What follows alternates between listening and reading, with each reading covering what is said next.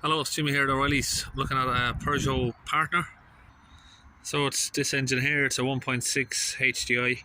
Now it is a bit oily, but the customer forgot to put his dipstick in when he topped up his oil recently, so that's why we've got oil everywhere. Okay, we'll start the vehicle up. Let's get the key turned over. We'll turn this wheel around so we can see what we're looking at. So we don't have an engine light on, but we have an error down there, and he's getting sort of a message over here. Let's have a look, see what happens. Engine fault, have the vehicle repaired is a message that he's getting. Let's turn down that volume. Okay, quick story here. He's come to me from out of town. I don't remember where from, sorry, but it's been to Peugeot dealership, and they've told him that the DPF is beyond repair, it needs to be replaced, and he also needs to have his Eolys tank topped up. So I'll give you a little bit of information on these vehicles about what I find here for them. So I haven't run the diagnostics yet, but the customer has already texted me over what faults he's had, so we should get exactly what he's already sent me. Let's get the scan tool fired up. So this is the launch Euro Tab 3 scan tool here I'm using. 2017 Peugeot partner, so Citroen Blingo, same van. Health report. Let's scan that through.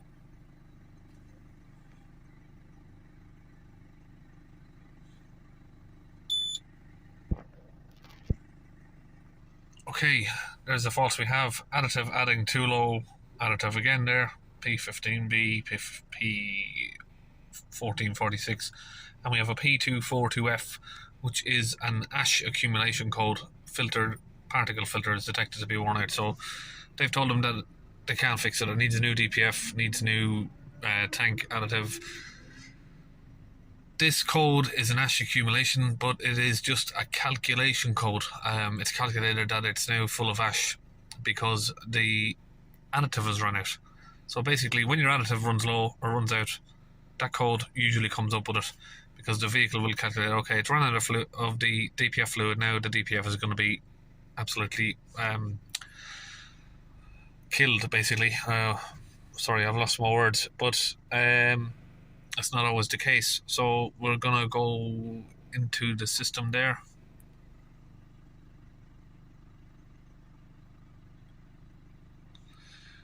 Get some live data. Exhaust line information 1, thermal agent, amount of soot in the DPF.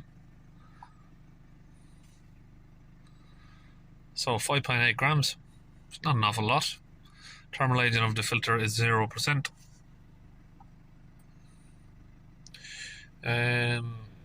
Let's go back.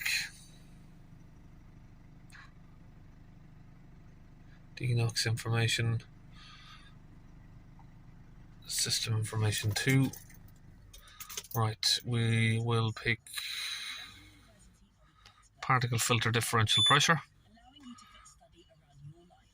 Traveled since last regeneration, distance remaining in the particle filter. Okay, we'll press OK on those. Now we'll keep an eye on this live data. So it's done 300 kilometers since its last regen.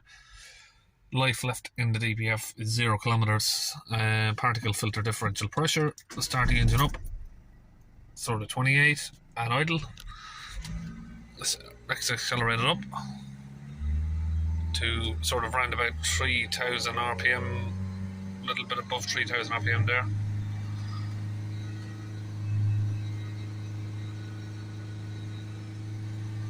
So it's, you know, slightly above limit, not terrible. Nothing that a flush couldn't sort out, I'm pretty sure. It's, I mean, you'd like to see that sort of sitting around 50 millibars. So it's about double where it should be, but it's not terrible. I mean, I see some of these cars when I'm coming to them, and they've got sort of 800, 850 millibars of pressure on them. Okay, we'll let that idle back down. Okay, so the first thing we're going to do is fill up the additive tank with the Eolys fluid here. So we've got the van lifted up. So just here we have a little plastic cover that we need to get off. There's a couple of 10mm bolts on it.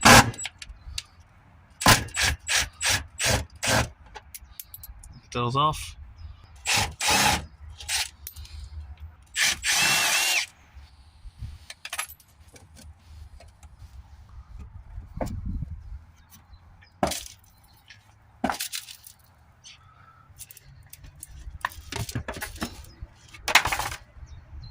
Okay, so now we've got that off. Now you can, if you want to be fiddly with it, you can get your fingers in there and refill it from there, but it's a bit tight with this handbrake cable in the way. So just unplug the hose line there from the tank, and then just up there there's a 13mm bolt. Just get the ratchet onto it. Take that out. Okay, now you can see the tank fittings here at the top. They just slide into these two grommets. So you pull this end down, and then you slide it back out of this grommet here, and it should just drop down, just like that. Now around the back you have a plug, but the little clip for it is in there. You can't get your finger in there. They made that pretty silly because you can't get your finger in there to unlock the clip. So here's what I do: get a little pick around the back, pull the clip upwards and out. So you're basically pulling that clip up with the hook here, just picking the hook and then pulling it out, because you physically, well, unless you've got really small fingers, you can't get your finger in there to unlock it.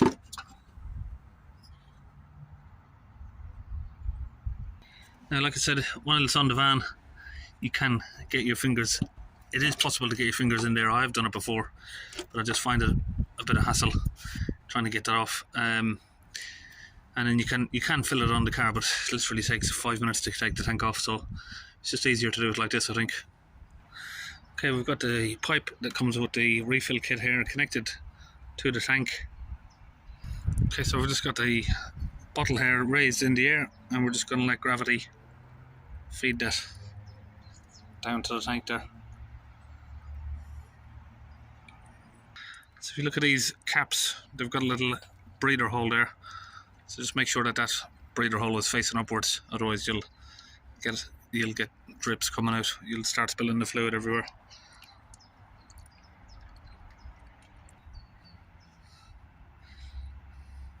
So yeah, we've now got the tank full, and we did spill a little bit there. So just be careful of that when you're doing that. The tank, like I said, here we have this little bit that slides in, so we need to just align that up and then push it into place. Okay, once you got both of those grommets, slip back into the line where they go, so it just goes sort of in that sort of direction. Then you just put your bolt back in, put your plugs back in, and it should be job done on that. So that's it. Put your little plastic cover back on. Your tank is all back on here. So that's basically just here near the rear wheel on the driver's side. Okay, back in the vehicle, we need to now get this registered on here that the tank's been full, the amount of additive in the tank. So we'll come back from the data stream, special function, service action, draining, filling and bleeding, filling of the additive reservoir. Press OK. So that's done, successful. Okay, so we had to turn the ignition off for 30 seconds to let it initialize, so that's now done. So the additive should now be filled up on the calculations there that are on the system. Let's go back. My data stream, exhaust line 1, amount of additive in the tank. So there we have that now full up. Okay, now the additive's been done, the next step is to get the DPF pressure down a little bit, slightly high at sort of 28 millibars at idle. Now you have a few different ways of doing this. We're going to do by flushing the DPF down to get the pressure down low. If you don't have those facilities, I mean, some people will do a forced regen. If you want to do that, it's at your own risk, but you do risk damaging the DPF. Okay, now back under the vehicle. We have a nice, easy accessible DPF system here on this van. It's nice when they actually make stuff that needs to be repaired or periodically serviced. It's nice when they put them in a place where they can do it, not like these Euro 6 stuff that they're making lately. So we have the pipes right over here. You can see one pipe goes after the DPF here, and we've got one right there that just goes right before it, and we got a nice little easy access point right there where we can open one of those tubes and get the DPF gun attached to that. Okay, so I'm going to use some Launch UK DPF cleaning fluid here. I'm going to put that into the DPF gun that I've got here.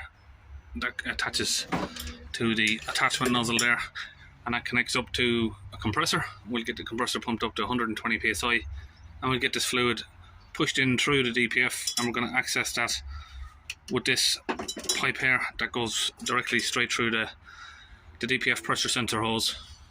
Okay, we've got the compressor here ready, the vehicle is raised up, and we've got our DPF cleaning gun here ready to go. Okay, so we're ready to remove this hose here from this pipe. So this is the shorter pipe that goes at the front of the DPF. We're going to use a little pair of pliers here, hose clip pliers. Let's just try and pull that around so it's facing this direction, and then we should be able to just pull that off. There we go. Now these pipes, they don't want to come off, so I usually use a couple of tools, either one of these, just to get around the front of it, so you don't end up ripping the pipe. So if you push it off, it's a lot easier. Otherwise you pull on it that much, you end up splitting the pipe or ripping it from there. So I've got an attachment here with my gun that I'm using. This a bit of fuel line hose, and we can push that now back over this DPF pipe here. Let's get that pushed in nice and tight so it's not going to leak. Okay, that's on. We have our gun here.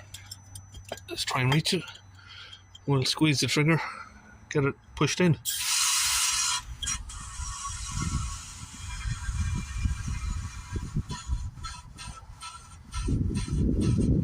Okay, that's all of the fluid gone.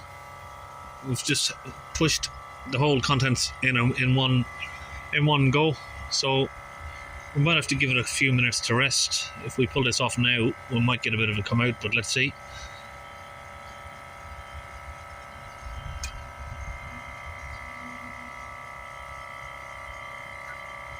Yeah, it's not too bad.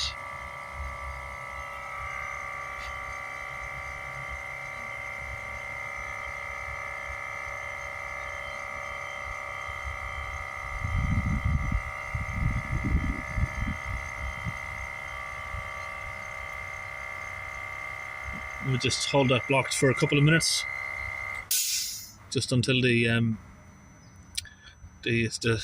fluid sort of settles down a little bit. Okay, now it's been a few minutes. We can get the hose back in, attach that up, and re-clamp this hose clamp here.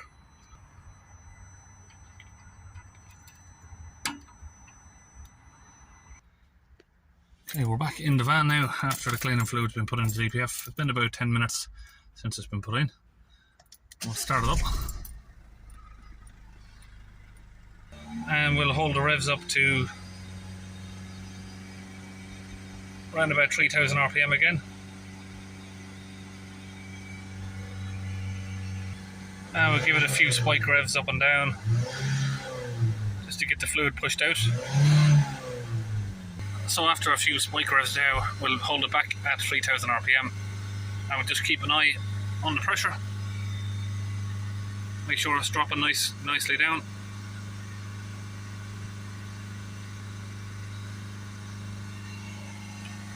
We will see some smoke and some foam from the back of the van there. So I can feel the revs sort of moving a little bit, so just make sure we're holding them in the right area.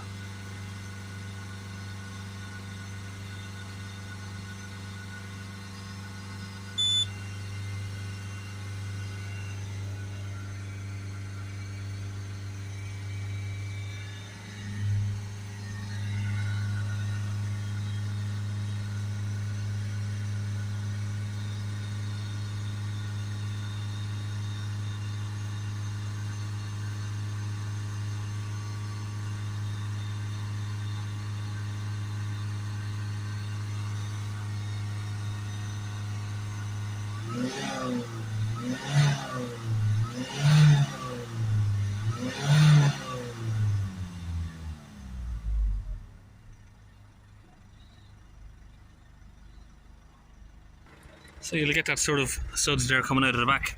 That is just a detergent sort of chemical. It's not a harmful chemical, and the smoke that you see is just vapor. It's not smoke, as in such of exhaust emission smoke. It's vapor from from the fluid. Okay, we've taken the vehicle for a little bit of a drive for a couple of minutes. So we are now sitting round about 5 millibars at idle, and at 3000 RPM we are sort of 48 millibars.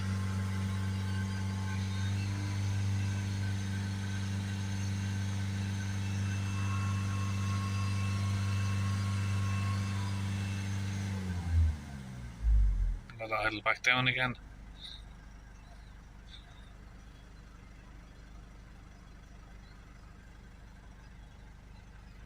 Okay, now engine off and the ignition on. We're going to go back to special functions to clear the DPF. So the life left in the DPF, basically we need to tell it it's had a new DPF system, replacement of the particle filter.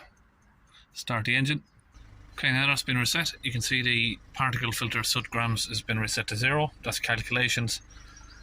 And if we go to, where are we?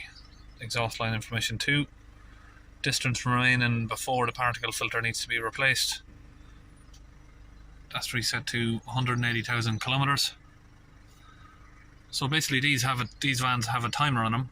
So once that mileage runs out, regardless of if your DPF is in still great condition, it just tells you that you need a new DPF.